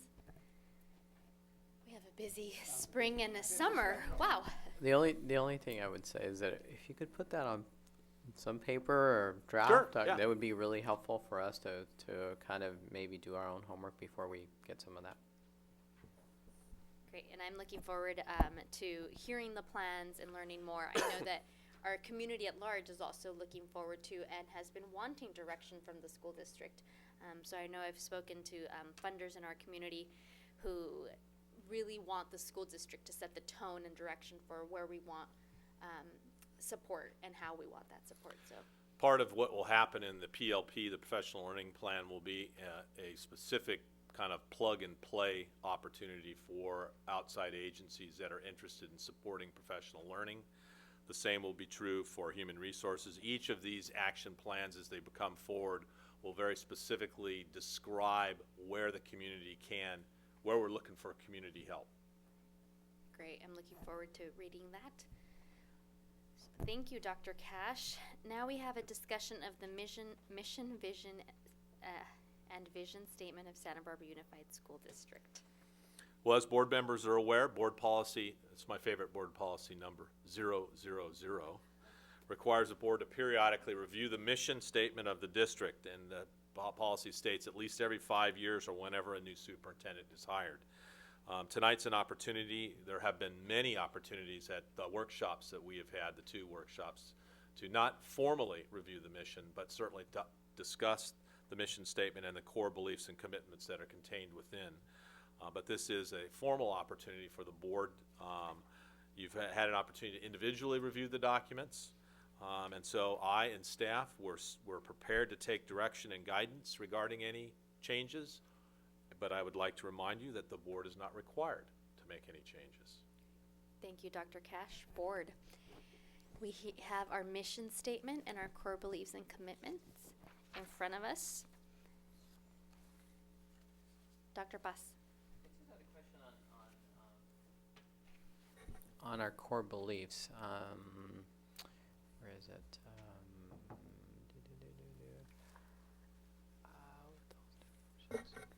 So the second bullet, we will ensure academic excellence by providing quality educational programs with all staff members focused on continuing improving student achievement. One of the questions when I read that that came to mind is that one is how do we achieve that, and how we are consistent about the mission that we have, and having that voiced by truly by all staff members, rather than just saying it and not necessarily practicing it. Because I have been to 2 organizations that I am, one that I visited, one that I had colleagues visit, that every staff member actually knew what their mission was. One is that Avance, which is a program that we currently are participating in our school district. You go to Avance San Antonio, every person knows what their role is, why they're doing it, and how it leads to academic outcomes for the kids that are involved in Avance. The second was the Harlem Children's Zone, and if you ask everyone who's from the custodian to the top of the pyramid what their role is, they can tell you. And so I had a question about that and how we can achieve that and actually do that on a day-to-day basis, because I'm not sure if everyone on our campuses really truly knows that. I had the opportunity to ask my wife whether she knew the mission statement. So the short one or the long one? The short one being the one we generally talk, or the long one? And so it's a great question. It is a great question. I think we're working hard on, I think the strategic plan was helpful in kind of focusing at least our community on what the important parts of achieving every part of this. Does every staff member know what the mission is? No. Can every staff member tell you what the role is in achieving that? No. Those are clearly things that we need to work on. Ms. Parker. We revised this 5 years ago, and made big changes to the mission statement then, and then brought in the core beliefs and commitments. Those were completely new at that point. We had not laid it out this way before. That was 5 years ago, and at least at 2 of our secondary sites, we still have the mission statement from prior to August of 2008 painted on the walls. And so, I mean, not only is this What not sites are up those? at 2 of our junior highs. Okay. So not only is it that they don't, these should probably be posted in at least the secondary offices, not the secondary, but all the site, elementary and secondary offices, or staff lounges or something like that. But I certainly would like to get the old mission statement gone. But there may be revisions that we come forward with in the next month or two. But whatever we update in the next over the next 2 meetings, if we update anything, that we do get this information out so that staff can understand what the district and the board mission is and what our core beliefs and commitments are. Thank you, Ms. Parker. Ms. Idelson? I would hate to have to redo the wall, so. And over there too. Yeah. Well, and also Ms. Kiani very deliberately made it this way, so it's a tile outlay, but you can change it fairly easy on the inside. I was wondering about that, and I sort of figured that might be the case, but it's beautiful. Good job, Barbara. I totally appreciate the art and the sentiment. Dr. Buss?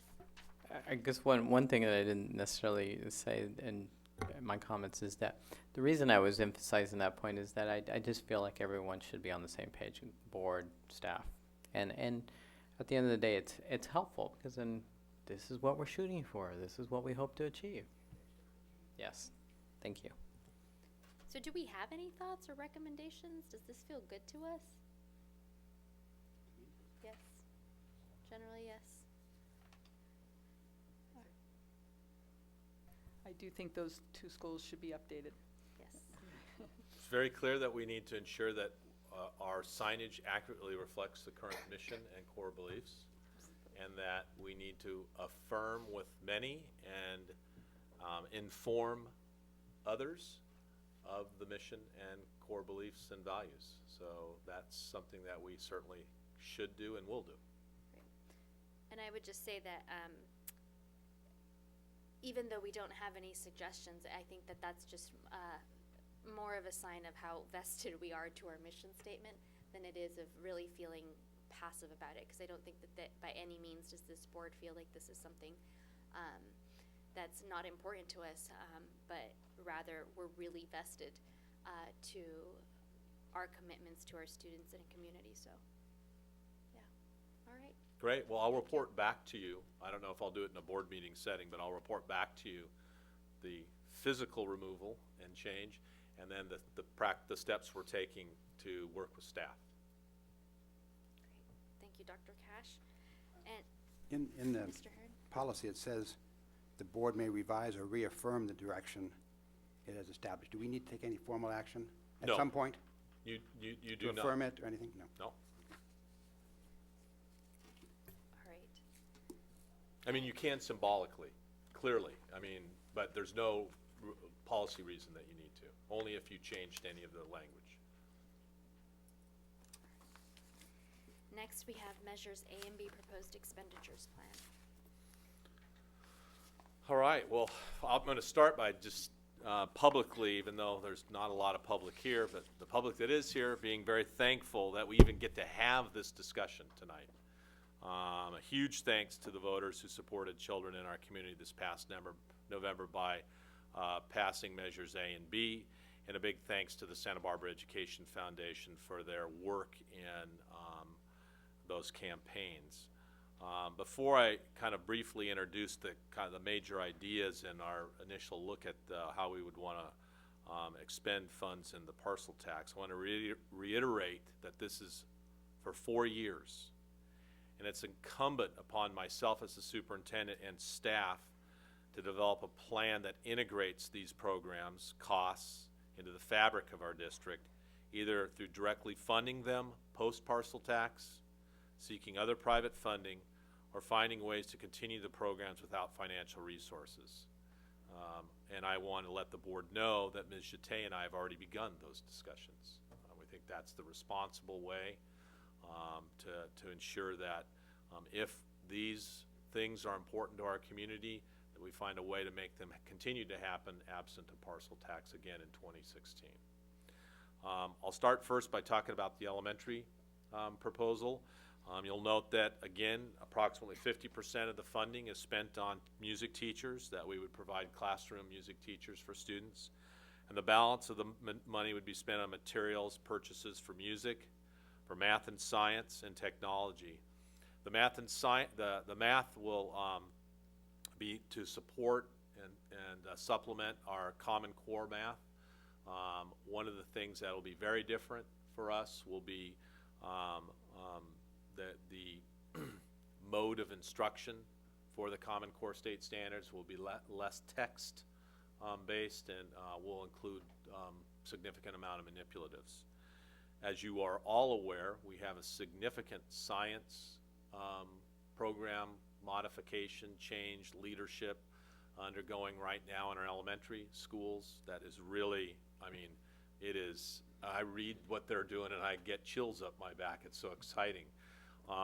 We will support that science program through our general fund allocations, but we will also look through the parcel tax to help supplement the science program as well, through particularly the purchase of materials that teachers can use in the classroom in order to teach the next generation of science standards. In the secondary parcel tax, you'll note that over 50% of the funds are proposed to be spent on teachers. Those teachers would be in math, foreign language, art, theater, music, and career-related or trade-related courses. It's really exciting.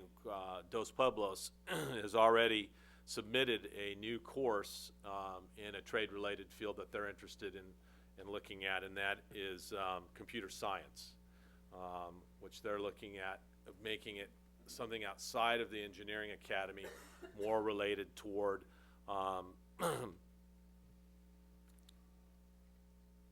well, I'll let them describe it, but it's probably less technically sophisticated than what happens in the engineering academy. And then the balance is spent on technology, but all but $175,000 of it is spent on teacher professional learning through the coaching model that you've seen, paying mentors, providing for technology integrators, all to support classroom teachers as they look to integrate technology and to create new Common Core state standards lessons that will be integrating technology and having students use technology. Before I take questions or hear comment, I want to remind the board that for both districts, it's critical that we supplement our current spending in technology. I always remind people it's the 21st century. It's what our kids know, it's what they expect, and what awaits the majority of our students when they leave our district. And it's key that our teachers have the support and are trained. And this supplemental approach, particularly to technology training, through the hands-on teacher-to-teacher training, which has proven to be extraordinarily effective, I think will be enhanced to this proposal.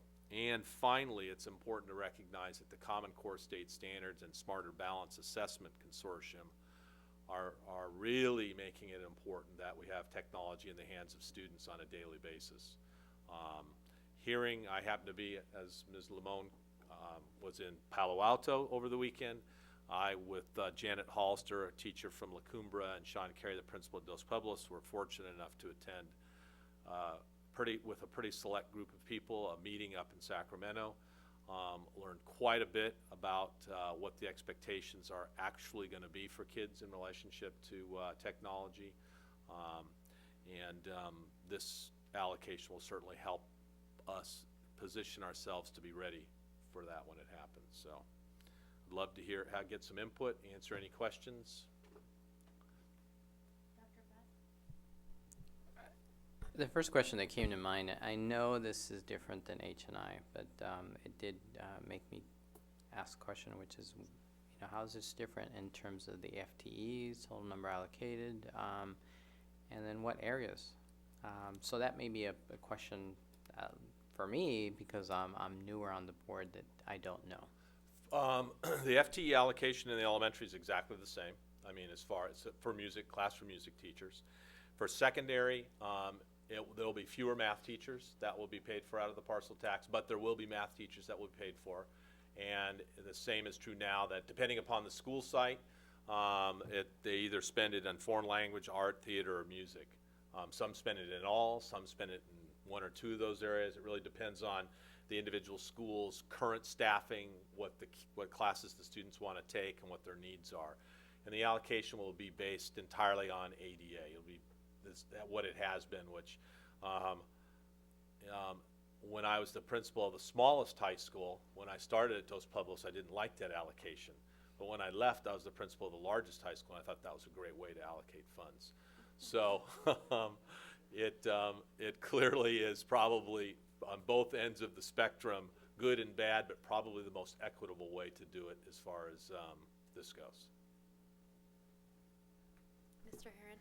Yes, I want to thank you for your opening comments, because I believe really strongly that we have to look at this as a 4-year plan and have a goal of not going back to the voters for the same things. If we've told the voters, these things are important, and I like and they say, well, if they're so important, why do you have to come for extra money? Put them into the plan, and if necessary, eliminate something that's not as important. But what I like about this is the two facets is, if you look at elementary, there's $400,000 that's going to be there every year. I mean, we're going to have those teachers in music, I presume, for the next 4 years. Correct. That would be the plan. So, and the other items are things that might change year after year. Absolutely. And so it's the $400,000 that concerns me, that we find a way to get that into our system. And the same on secondary. If you look at the career tech, the trade-related, the math, foreign language, art, theater, music, those are constants. They're going to be there in the next 4 years. And so that's $1,066,000. So somehow we have to get that into our normal train of thought, into our budgetary process, so we don't have to use these as weapons to the public to say, if you want to keep foreign language and art and music, you're going to have to do another parcel tax. So I don't want to be in a position where we have to go for another parcel tax. The board will receive a plan that will show that at the end of it we'll be able to do that. Thank you. Ms. Parker? Well, that's all well and good, but realities are that we don't know what's going to be happening with the state budget we don't in know by 2 months, much less 4 years. And so, I mean, it would be wonderful if we were funded at a higher level than we are now, so that we could do those things and keep it so that it's all, from our general fund. And so I will hope for that. My quick question on this was, there's a lot of sort of district fixed costs, the district sort of deciding how the money is being spent. Although there's some flexibility, particularly in secondary, in terms of how they're doing their electives and the career tech money. But in terms of the tech equipment, that'll be allocated by ADA to schools. so they're going to be deciding how that gets spent? Okay, that was my question. So it's going to be, for secondaries, it'll be the, sort of the elective piece, and then tech equipment that they have site decisions to make on. And for elementary, I assume the math and science materials, that's going to be a district decision as they're doing the It'll the come, rollout for the it'll next come generation. from, the science in particular will come from that leadership group, which is like five, well, you're, but five or, I was looking at Amelia's. I think it's like 5 or 6 schools are represented there. So they'll probably take the leadership and working with the rest of the schools and making some recommendations. But then they'll have site decisions to make on how they spend money for technology. Correct. Okay, thank you. All right. I think that's it. That is. Thank you, Dr. Cash.